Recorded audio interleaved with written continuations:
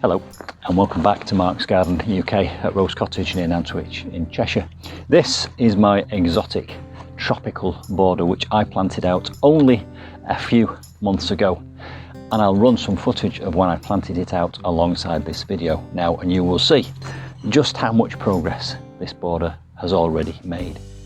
And I've been asked by a few people for an update on this exotic tropical border, and I'm more than happy to provide an update. Indeed, I think it's time to provide an update and get on record what it looks like at the middle of August, so that we can then see just how much potential and progress this border can make this year as we move into September, October and beyond. Now, it is a baking hot day in August and it's the middle of the day. The sun is at its highest and hottest, so I better put my hat on. Otherwise, my biggest fan, my mum, will be sending me texts saying, "Where's your hat, Mark?" And rightly so, because it is important that we look after the skin, particularly the tops of our ears. And this border is located at the rear of the cottage, but it's in the corner, and there is a south-facing wall there and an east-facing wall there, so it enjoys bright sunlight most of the day. And these two walls spend these sunny days absorbing the heat from the sun and then radiating it at night, and it's sheltered from the wind, so it's a lovely warm space cocooned at the back of the cottage, and that's ideal for this type of exotic tropical heat and light loving plant. In this video I'm going to run along both sides of this L-shaped border and describe some of the plants I've got here, and I'll tell you about some of the successes I'm having in this border and some of the failures I've already had in the 2 or 3 months which it's been planted. I'm going to do a lot of this handheld, so you won't see my face, you'll just see my hand pointing out features of these plants. Then I'll come back at the end and do a wrap up and say goodbye, and we're going to start off at that end at my far right and progress along to my far left. Let's get started. This end of the border here is the shadiest part of the border, being close up to the cottage and right next to my tree fern jungle and fern courtyard. So to get started on the planting, the last plant in the tree fern garden is the hart's tongue fern, and then we move on to the exotic tropical planting, and we start off with a Crinum powelii. I first encountered this plant at a lovely garden called Woollerton Old Hall, and I would recommend a visit to Woollerton, and there's a video on my channel if you want to get a flavour of it. These start off as like a bulb with the plant growing out of the top, and I can show you that down there, and they seem to propagate by throwing out little plantlets to the side of the main bulb. And all the Crinum plants that you see in this video today came from one bulb. I think there are 4 or 5 plants here. I'm going to come back to the Crinum because I have another plant, another clump of plants with a beautiful flower coming out of the top, so we'll focus on the Crinum in a moment. But just for the record, these 6 plants and all the others in the other clump came from one bulb, so they propagate quite easily. This is in the shadier end of the garden and it's not produced any flowers yet. Perhaps if it had more light like the other one, it would also be flowering. Anyway, I'm quite happy with this lush green, light green foliage. Cannas, there are dozens of cannas in this border. I got that many and I've bought them over so many years that I've even forgotten which type of canna they are, but this is a beautiful little canna. Look at the colours on this leaf here, pinks and reds and purples, deep colours, almost like chocolate colour. To the back of that is a small ensete marelii, the Abyssinian Red Banana. I'm going to come back to that because I've got a much bigger specimen to show you. So there's the ensete, and right next to it here is a small Trachycarpus Fortunii. Again, I've got another border with 3 very large specimens, and you can see a video with all about these plants, and I'll put the link at the end of this one. But that's a Trachycarpus Fortunii. Down there, a small bunch of red hot pokers, and soon they will be sending their blooms up skyward. Look at this here, this beautiful canna, and I can tell you what this is, but look at these beautiful blooms hanging down. Aren't they exquisite? the bees seem to absolutely love these drooping trumpet-shaped flowers. In fact, there's a bee coming nearby as we speak. Look at this here. What an unusual structure. You could spend minutes or even hours looking at these plants mindfully and get some of the detail. Isn't that gorgeous? And that is canna, a Himalayan. It's a bit of a mouthful to say. I'll put the plant name in the description box below this video. And down here is its foot, another canna, and forgive my ignorance, but I can't even remember the name of this one, but suffice it to say, it's about to produce a beautiful flower in the same colour spectrum, which is an interesting point actually. Look at the colour of that and the colour of this here and here. I'll come to the names of these in a moment. And the colour of that there, all of a similar colour spectrum, all flowering at the same time of year. And what's quite nice about this is the branches or the stems of these plants right next to it, including this Colocasia pink china, have also got a kind of a pinky reddy hue to them. I'm going to tell you something quite interesting about this pink china Colocasia in a moment. I've had some exciting news, but anyway, look at the bees on this Salvia. They're absolutely loving the nectar. There's bees everywhere. They're so focused on the nectar, they're unaware of my hand nearby. At least I think they are. Perhaps they just trust me enough not to be bothered. They're drinking it up. So that's a Salvia. I've got a Salvia here, and there's also a little blue Salvia down at the back here. My neighbour's just started his tractor. He's got a 70-year-old tractor. It's the tractor he helped me to remove a tree trunk with. 70-year-old tractor, and it's doing incredibly well. But this is the interesting thing I was going to tell you about this Colocasia pink china. This is a hardy Colocasia. You can leave these out in the ground all year round. I will take a chance, but I will put some good mulch over it. In fact, whilst we're talking about winter protection, cannas, all the cannas you are supposed to dig up when the frost browns the leaves and put them somewhere safe. But I'm going to take a massive gamble with this whole border this winter. I'm going to leave every one of these cannas in the ground, and I'm going to mulch this with a very, very thick layer of straw, and I'm going to hope for the best, because I'll tell you, the reason being is many of the cannas, when I have dug them up in the past, have not survived anyway. So I'm going to take a chance with the cannas. I'll come back to the winter protection for these bananas in a moment. We've got ensete, marelii and ensete, hiniba there. They're different plants altogether. I won't be taking a risk with those two. But coming back to these, and in particular, the Colocasia pink china. Look at this.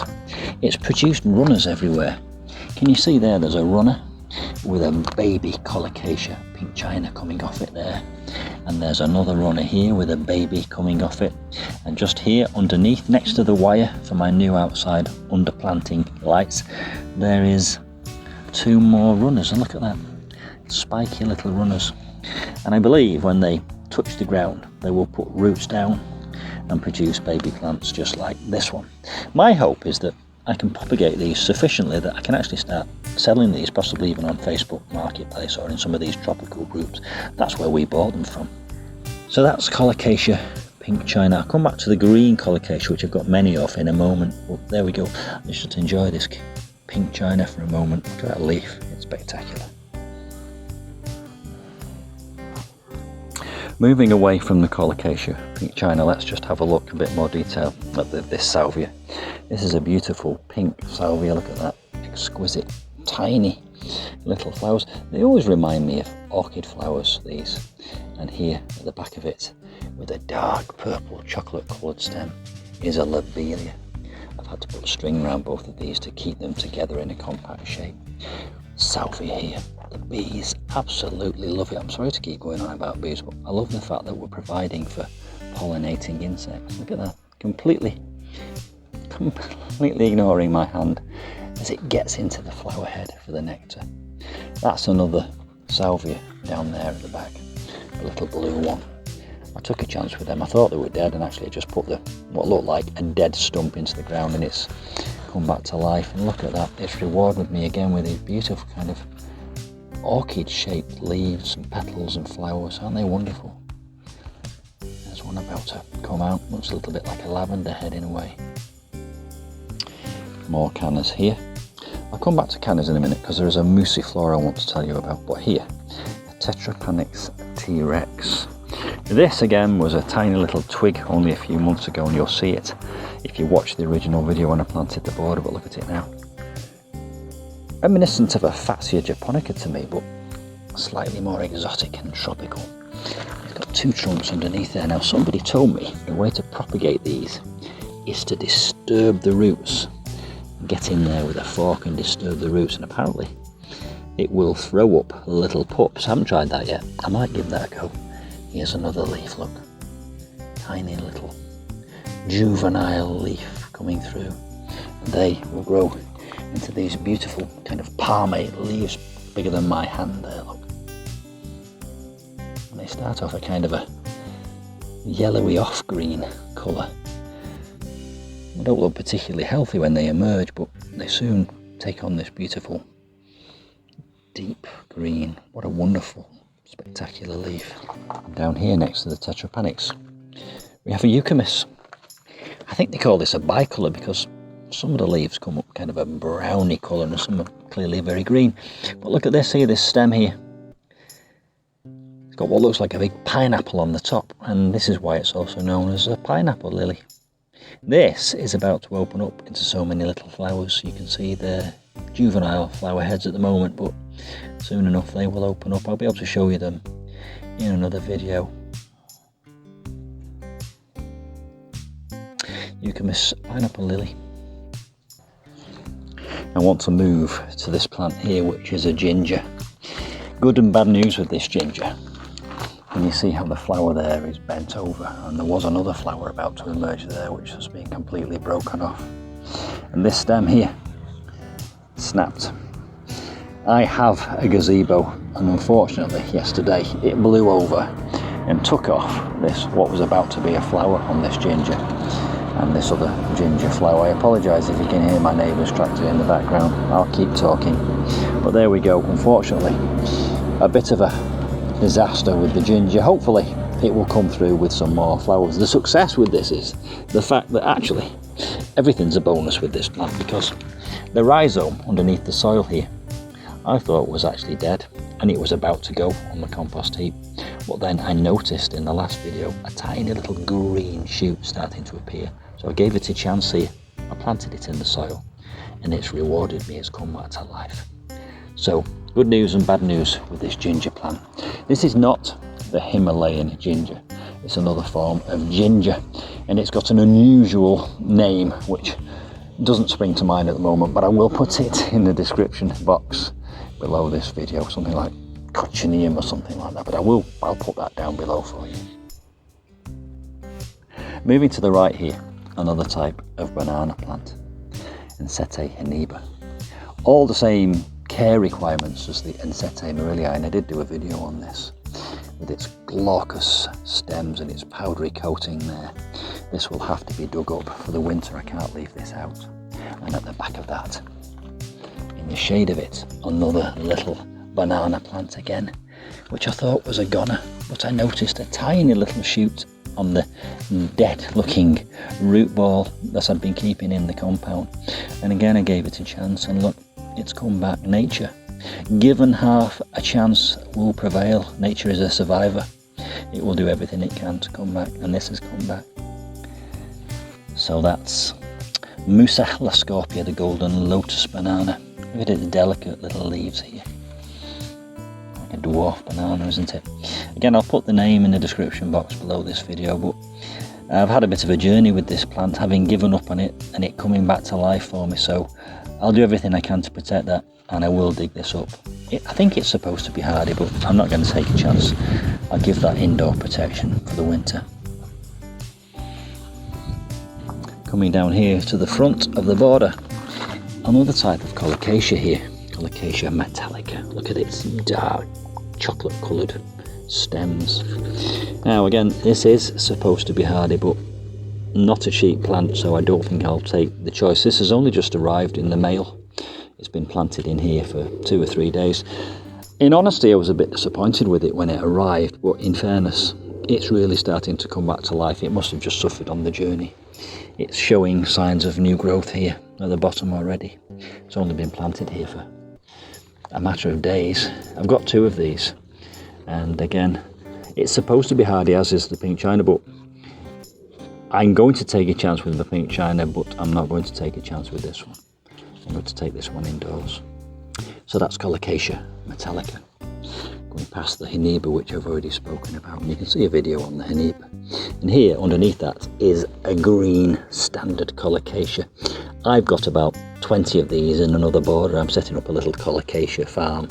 I'm propagating them. I'm hoping to sell them on the internet, and I've done a complete video on Colocasia care, so have a look at that. There's a link at the end of this video. Colocasia. These are called elephant's ears plants, or taro. You can actually eat the root if you peel it, boil it and bake it. It's like sweet potato. I won't be eating any of mine because they're too expensive plants. I'd rather buy some sweet potatoes from the supermarket. Elephant's ears plants because the leaves can become the size of elephant's ears, and that's there tucked away underneath here for now. It's only been in here for 2 weeks, but that will grow up and fill that space. A couple more cannas here at the back of the ensete hiniba. Look at the flowers on this. A beautiful, delicate pink flower. So fragile, intricate, exquisite. What I like about cannas is the sheer variety you get with the different types of colours of leaves and plants. From green here, it's a chocolate colour there at the back, another lobelia, and then there a Persicaria. Look at that, starting to flower here. I've had to tie these into this trellis because they were just becoming so big and bulky and floppy. They were kind of hanging out everywhere. So lobelia, Persicaria at the back of this ensete maurelii. Quite a specimen of a plant. I'm 6 foot tall, it's already a foot above my head. I had 2 of these. One of the failures is, unfortunately, there was one over here to the right when I planted out this border. Unfortunately, it succumbed, it died. However, I didn't let it go without a fight because I chopped the stalk in 4, I quartered it, and I've planted those 4. You can imagine how big they are. They're in a pot in my compound, and I'm hoping it might propagate. That's how you propagate these plants. There's a video on propagation on my channel, but you divide them, you quarter them like a leek and plant each 4 segments, and they sprout up leaves if you're lucky. We'll see. I might just be able to wring a little bit of life out of the one that died from over here. I did replace it with another ensete maurelii. There it is, a small one. So let's have a look at this, the other part of the L-shaped exotic tropical border. I'm going to tell you about a canna at the back there, which is extraordinary, and I'm going to show you the Crinum Flower, and there's several other little cannas down here, and there's a Himalayan Ginger down there. Let's go in and have a look. Look at the leaves on this ensete maurelii, Abyssinian Red Banana. Aren't they incredible? Massive. Each one of these is like a paddle. It's about 4 foot long. And all this growth has come this year, and it will continue to grow up, probably 3 or 4 meters high. In fact, the ensete hiniba here is supposed to get to 4 meters high, which is above the top of the wall here in this small courtyard. Look at that there. Look at this here at the back. This is a canna called the banana canna, and you can see why. Look at the leaves there. It's almost as tall as the ensete maurelii, and its leaves are very similar actually in some respects if I tip this one up and show it to you. But look at that, musifolia. Incredible, massive leaves for a canna. I would grow that for its foliage rather than its flowers. Here we are at about 6 foot tall already, all in the space of 1 season. And down there in the shade of it, I actually have a houseplant. This is an Allocation, not a Colocasia, an Allocation. Not hardy at all, will have to be dug up, but I found that in a plant sale it was reduced, and I quite like the structure of it. It's doing well there for the summer, and it can remain there for the summer. Another little Salvia tucked in at the back there, more cannas here. This is a Himalayan Ginger, not showing any signs of flowers yet, but lots of lovely little leaves. Look at this here, leaf, several new leaves there. Hopefully that will come through with some flowers in the fullness of time, just like the other ginger over there has. Getting back here at the back of this border, musa, basjoo. Started off with 1, now I've got 5. They shoot out pups.